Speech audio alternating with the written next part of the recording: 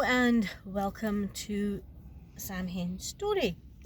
Not really a cardboard cafe story time this time, but got the hat. So the first thing I'm going to tell you is it's not really a story, it's potentially history. Who knows? But Aaron of Alpa did a video recently where he visited the bone caves up at Inchmadamph. And listening to him, stuff came into my head, as it tends to do. So here it is. I've read this at the poetry group before. It's called In Hiding, and I've called it a history story. The rocks crumble under rushing, terrified feet. We climb higher beyond the covering mist. Safety just ahead, the enemy lost behind. Scrambling over the fallen rowan, barrier protector. A child's cry stifled. Not yet. Hush. The cave of bones, our last hope. Deep inside, we can stop, breathe, weep. Brown bear, reindeer, white bear, ancient bones. All hid and found safety in there. Pray we find safety for a time. Grown men stop, afraid to go deep. Old tales, superstition, hold their beating hearts. Life, survival come first, down we go. The stifled child cries, the woman keen. Those we left behind, burnt in bed, are here with us in our history. The call is given. Block the view.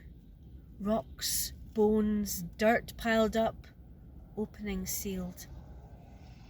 Cold, wet and tired, we need heat. The warmth of the foraged skaga brewed, drank.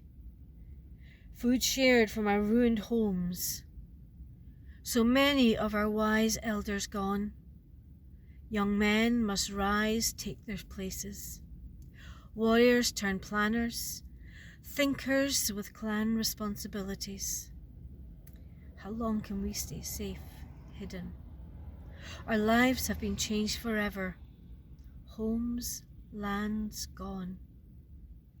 Will our bones stay dusty, decaying, lost here? Or can we sail to new lands? But now we must rest in our grief. 2021. I've read that at the Lockdown Poets recently. The other one thing I want to tell you about is a wee story. And I don't know if this is an old story or one that's come in my head or one that I've heard and tweaked a little bit. I just don't remember.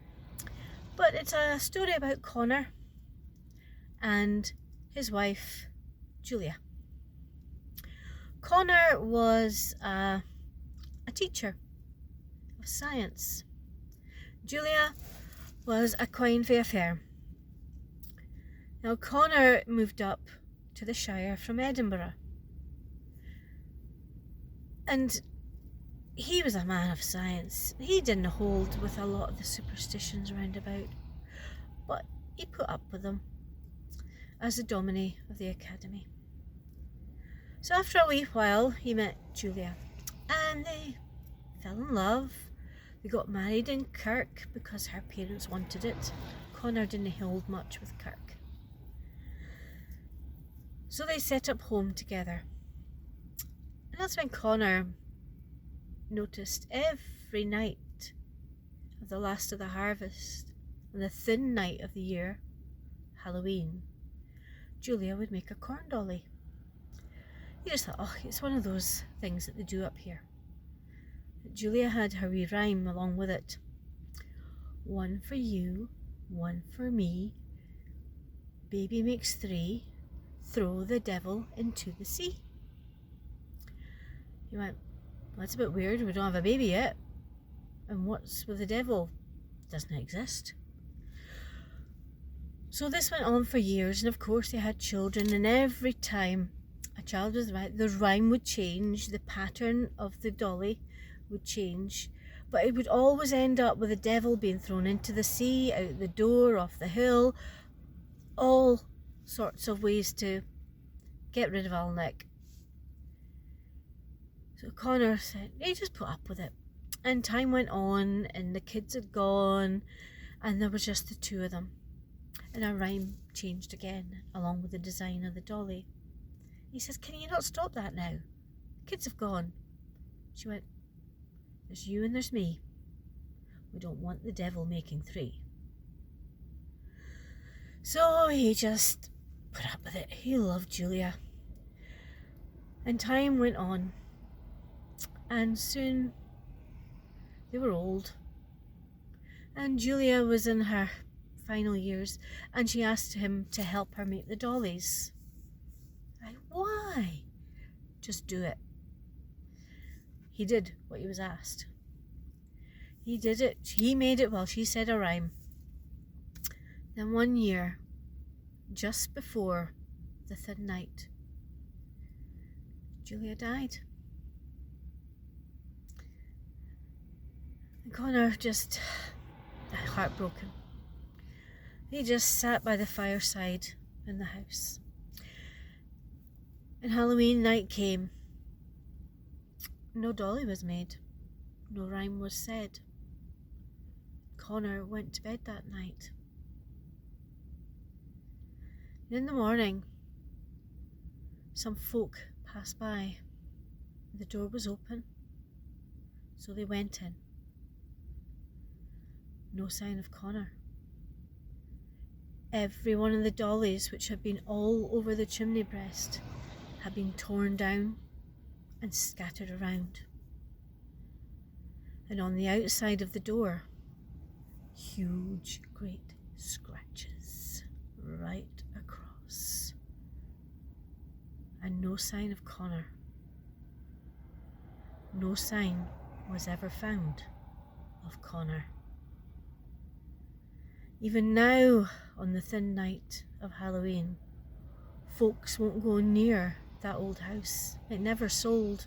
It just stays there with the marks on the door and no rhyme said. So if you know if that's an old story, can you let me know? I'm going to finish our stories tonight with this. I am the hallow of all souls passing. I am the bright release of all pain. I am the quickened of the fallen seed case. I am the glare of snow, the strike of rain. I am the hallow of winter thinking. I am the hearth, fine and welcome. I am the bread.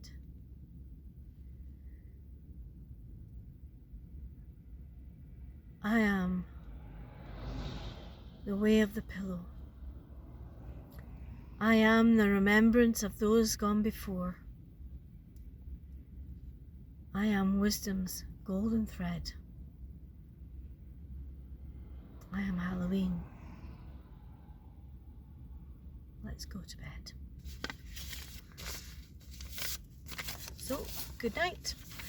That was more of a story time for grown-ups than Cardboard Cafe folk. There we go.